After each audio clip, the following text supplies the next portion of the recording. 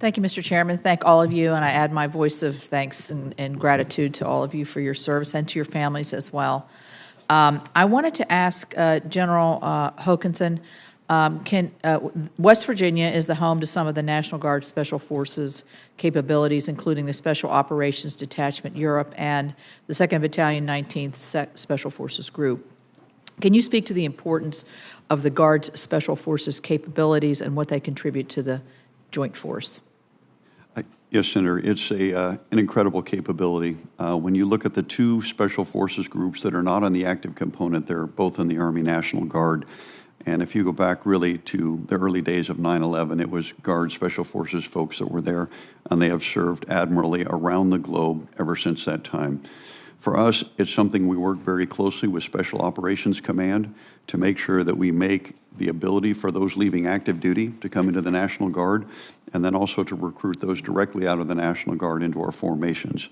It's a critical skill set that we utilize each and every day, and our combatant commanders can never get enough of them.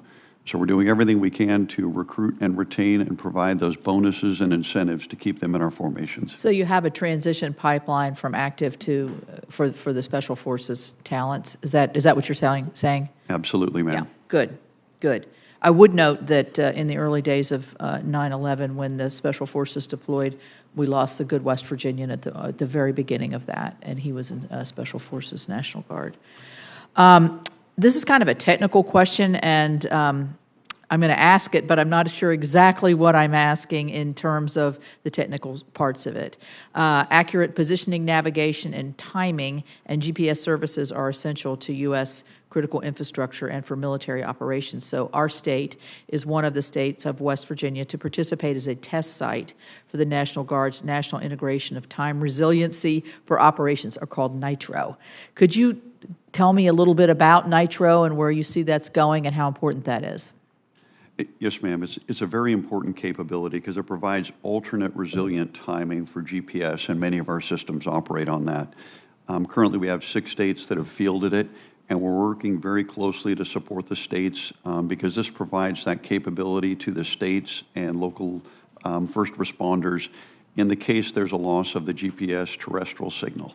Does this capability go through all different forces? I mean, would this be something that every Guard and Reserve would have a great deal of interest in? We're not sure of the exact fielding plan, ma'am. It's based on the funding that's provided, but we do have it in 6 states right now, and 21 others have expressed an interest.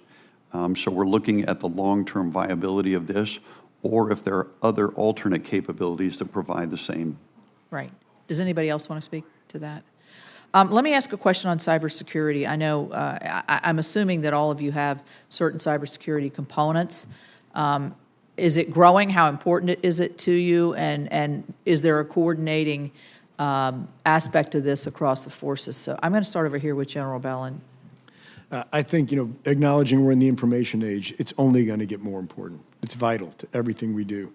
And I think for all of us, we're looking for a more streamlined way for us to get our Marine soldiers, sailors, and airmen who have civilian expertise and qualifications, but may not have the military occupational specialty, to find a way to expedite their access to our systems that doesn't exist right now. It's a very Byzantine, very ham-handed approach that we have now. We need to do better than that. Yeah. General? So the Army Reserve is looking to expand the amount of our force that is cyber warriors.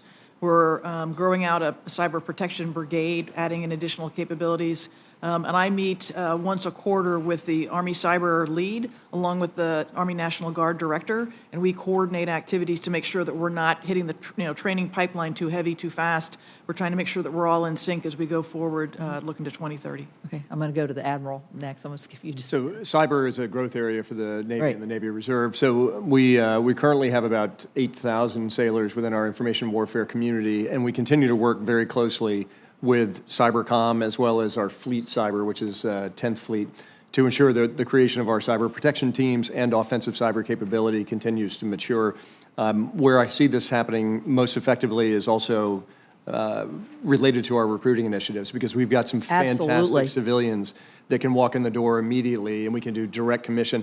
We've recently created a new cyber designator, which is a pretty significant step from a community management perspective. Or out the door. I mean, once they've served and maybe they've decided when they want to transition, they've got such an incredible skill set here. Yes, ma'am. I mean, to me, that's a big selling point. And finally, yeah.